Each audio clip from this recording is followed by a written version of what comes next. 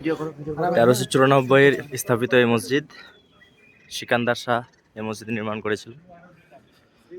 এটা শ্রীনগরের একটা হিস্টোরিক্যাল, যাকে বলা যায় ঐতিহাসিক একটা জামে মসজিদ। সেই মসজিদের স্থাপত্য এখনও সেটা আগের মতোই একদম মনে হচ্ছে।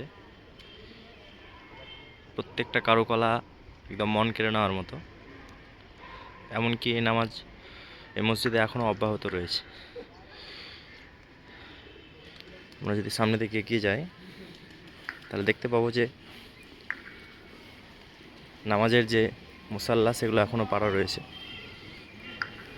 এবং এটা একটা আশ্চর্যের বিষয় যে এত পুরনো মসজিদ হওয়া সত্ত্বেও এত মন কাড়ার মতো একটা বিষয়, প্রত্যেকটা কারুকলা থেকে নিয়ে প্রত্যেকটার ব্যবস্থাপনা এত সুন্দরভাবে তিনারা তৈরি করেছেন যে একদম মন কেড়ে নেওয়ার মতো।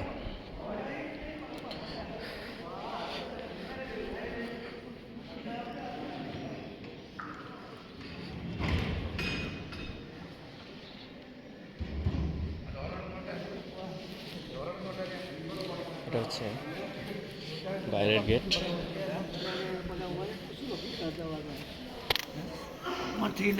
बना हुआ है